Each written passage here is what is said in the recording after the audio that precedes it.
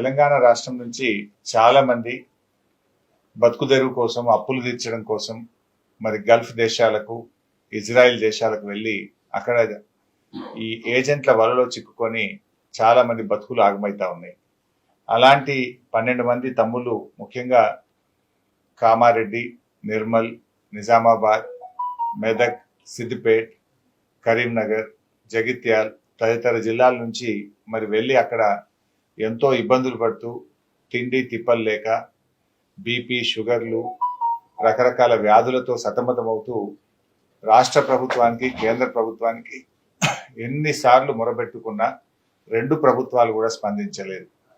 కానీ ఈరోజు BRS party తరఫున జోర్డాన్లో చిక్కుకున్న ఈ 12 మంది తమ్ముళ్లను బీఆర్ఎస్ పార్టీ తరఫున ఈరోజు పెనాల్టీ కట్టి తిరిగి స్వదేశానికి తీసుకురావడం జరిగింది. నేను ఇప్పటికైనా ప్రభుత్వాన్ని విజ్ఞప్తి చేస్తా ఉన్నా, ఇంకా వందలాది వేలాది మంది యువతీ యువకులు ఈరోజు వివిధ దేశాల్లో ఇలా అనేక ఇబ్బందుల్లో కొట్టుమిట్టాడుతూ ఉన్నారు. పిల్లలు చెప్తా ఉన్నారు, జోర్డాన్లో ఎంబసీ, ఇండియన్ ఎంబసీ ఆఫీస్కు ఎన్నిసార్లు మొరబెట్టుకున్నా స్పందన రాలేదు అని. రాష్ట్ర ప్రభుత్వానికి ఎన్ని విజ్ఞప్తులు చేసినా ఇవాళ రాష్ట్రంలో ఉండే ప్రభుత్వం కూడా స్పందించలేదు అని ఆ పిల్లలు వాపోతా ఉన్నారు. ఇవాళ ప్రభుత్వాలు మన పిల్లల్ని మనం కాపాడుకోవడం మీ బాధ్యత. ఇవాళ 2 ప్రభుత్వాలు మొద్దు నిద్రపోతే బీఆర్ఎస్ పార్టీ ఈ 12 మంది పిల్లల్ని కాపాడి స్వదేశానికి తీసుకురావడం జరిగింది. సో ఈ 12 మంది గురించి కాదు నేను ఆలోచిస్తున్నది, ఈ 12 మందే కాదు, ఇంకా చాలా మంది పిల్లలు అక్కడ చిక్కుకొని ఉన్నారు. ఇప్పటికైనా రాష్ట్ర ప్రభుత్వము, ఇటు కేంద్ర ప్రభుత్వం స్పందించి ఇలాంటి పిల్లలు, కష్టాల్లో ఉన్నటువంటి భారతీయులను, తెలంగాణ బిడ్డలను తిరిగి స్వదేశానికి తీసుకొచ్చేటువంటి బాధ్యతను, చర్యలు తక్షణమే తీసుకోవాలని చెప్పి నేను రాష్ట్ర కేంద్ర ప్రభుత్వాలను డిమాండ్ చేస్తా ఉన్నా. ఇవాళ రేవంత్ రెడ్డి చాలా మాటలు చెప్పాడు ఎన్నికల ముందు. గల్ఫ్ సంక్షేమ బోర్డు పెడతానని, వాళ్ళ కోసం ప్రత్యేక పాలసీ తీసుకొస్తామని, నిధులు పెడతామని చెప్పారు. 2 సంవత్సరాలైనా రేవంత్ రెడ్డి నుంచి స్పందనే లేదు. ఆయన మాటలకు ఎక్కువైపోయింది తప్ప ఏ ఒక్కటి కూడా ఇచ్చిన హామీలు ఇవాళ నెరవేర్చేటువంటి పరిస్థితి కనబడతలేదు. మన రాష్ట్రం నుంచి అలా 8 మంది ఎంపీలను బీజేపీ పార్టీ గెలిచింది. 2 కేంద్ర మంత్రులు ఉన్నారు. నేను వాళ్ళకు స్వయంగా లేఖ రాసిన వీళ్ళ గురించి ఆలోచించండి అని, కానీ స్పందన రాలేదు. ఇవాళ కిషన్ రెడ్డి గారు, సంజయ్ గారు కూడా ఇలాంటి గల్ఫ్ కార్మికుల కోసం, విదేశాల్లో మరి ఇబ్బందులు పడుతున్నటువంటి తెలంగాణ బిడ్డల్ని తేవడానికి ప్రత్యేకమైన ఒక విభాగం పెట్టి చొరవ చూపి పిల్లలకు మరి కాపాడాలని చెప్పి కూడా వారికి కూడా విజ్ఞప్తి చేస్తా ఉన్నా.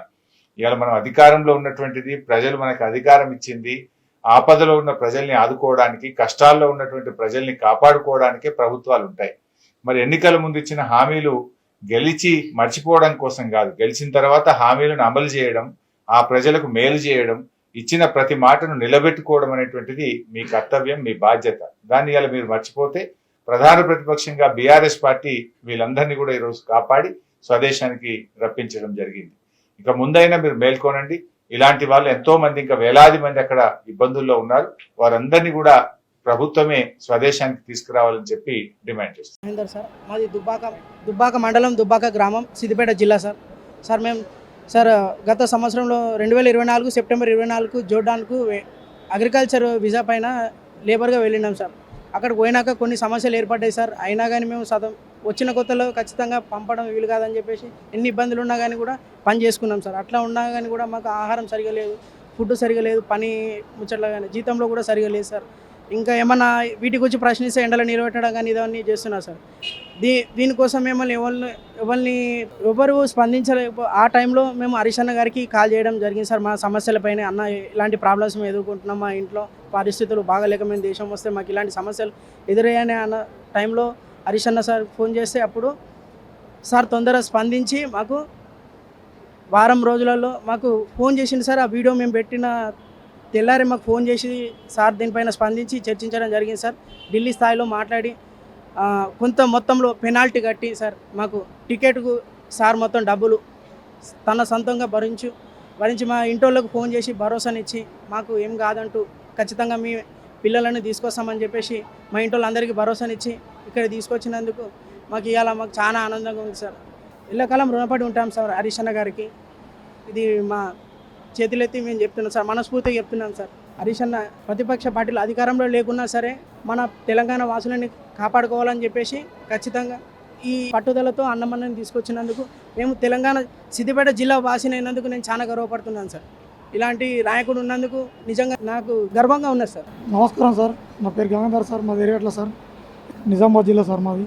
సార్ మా అమ్మకు పానం ఆరోగ్యం మంచలేదు సార్. ఆరోగ్యం మంచి లేకున్నా కానీ సార్ కంపెనీకి ఎన్నోసార్లు కంపెనీకి చెప్పడం జరిగింది. 3 నెలల నుంచి డ్యూటీ చేసుకుంటూ వస్తాం, కంపెనీకి చెప్పడం జరిగింది. అయినా కానీ కంపెనీ వాళ్ళు పట్టించుకోకపోవడం వలన హరీశ్రావు సార్ పట్టించుకొని మమ్మల్ని తీసుకొచ్చినందుకు సార్ మేము ధన్యవాదాలు తెలుపుకుంటాం సార్ హరీశ్రావు సార్ గారు. నా పేరు పోచే సారు, మాది భూమిపల్లి, సిద్దిపేట జిల్లా సార్ మాది. మేము జోర్దాన్ పోయినాం సారు. జోర్దాన్ పోతే ఒక కంపెనీ ఇక్కడ మన బొంబాయి తరపున పోయినాం సారు. పోతే అక్కడ కంపెనీలో మాకు చాలా ఇబ్బంది ఉన్నది, ఫుడ్కి ఇబ్బంది ఉన్నది, అన్నిటికైనా ఇబ్బంది సార్ మాకు అక్కడ. అంత ఇబ్బంది ఉన్నా కానీ కూడా మేము ఒక సంవత్సరం మేము చేయగలిగినాం సార్. అక్కడ మేము చేసినా కానీ ఎందుకంటే వాళ్ళు 3 నెలలకు పంపిస్తున్నారు, 6 నెలలకు పంపిస్తున్నారు సార్ అక్కడ. అయినా మేము ఒక సంవత్సరం చేసినాం సార్. చేసి కూడా మేము అక్కడ పోయి ఆఫీస్కి పోయి అడిగితే వాళ్ళు పంపనంటారు సార్. ఇక్కడ ఫైన్ కట్టాలి, టికెట్ కొనుక్కొని పోవాలా, మీరు డబ్బులు ఫైన్ కట్టాలి అని చెప్పారు సార్ అక్కడ. అయినా కానీ మేము పోయినా కానీ కూడా మమ్మల్ని పట్టించుకోవాలి సార్. ఇక్కడ కూడా ఇండియాలో కూడా మన ఇండియా కూడా చాలామందికి ఎమ్మెల్యేలకు మంత్రులకు కూడా ఫోన్ చేసినాం సార్. వాళ్ళు కూడా మమ్మల్ని ఏం పట్టించుకోవాలి సార్. మమ్మల్ని పట్టించుకుంది ఒకడే నాయకుడు మాకు, హరీష్ అన్న. మాకు మేము ఫోన్ చేస్తే హరీష్ అన్న ఫోన్ చేస్తే మమ్మల్ని పట్టించుకుంది. రోజు గంట మాకు ఫోన్ చేసింది సార్ హరీష్ అన్న. మేము జోర్డాన్ పోయినాము, సంవత్సరం ఉన్నాం సార్. ఆ సంవత్సరంలో కష్టాలు ఎంతో చేశాం సార్. మాకు అన్నము సరంగా లేకుండా మాకు చాలా ప్రాబ్లాలు అయినాయి సార్. ఎంఎస్కి చేసాము, ఎటేటో చేసాం సార్. ఎవరు పట్టించుకోలేరు. మన ఇంటికి కూడా ప్రతి ఎమ్మెల్యేలకు గవర్నమెంట్ కానీ అందరికీ సహకారం చేయండి అని చెప్పి మరినా మేము వీడియో పెట్టినాం సార్. ఎవరు ముందుకు రాకుండా ఎవరు సహకరించలేరు సార్. మాకు దేవుని లెక్క వచ్చి హరీష్ సారు మాకు సహకరించిండు సార్. మాకు ఖర్చుతో సహా ఫైన్ అంటే కూడా కంపెనీ ఫైన్ కూడా కట్టిండు. మా టికెట్తో సహా మాకు ఇక్కడికి వచ్చేదాకా మాకు దేవునిలాగా మా అందరిని ఆదుకొని తీసుకొచ్చిండు సార్. మేమందరము హరీష్ సార్కు రుణపడి ఉన్నాం సార్. దయచేసి మాకు సహకరించి మంచిగా తీసుకొచ్చినందుకు ధన్యవాదాలు సార్. మేము ఏం చెప్పాలన్నా మాకు అర్థం కాకుండా అంత మాకు మేలు చేసిండు సార్. ఎంఎస్సి ద్వారా కానీ ఎవరికి కానీ చేసి అందరి ద్వారా ప్రెషర్ చేసి మా మీద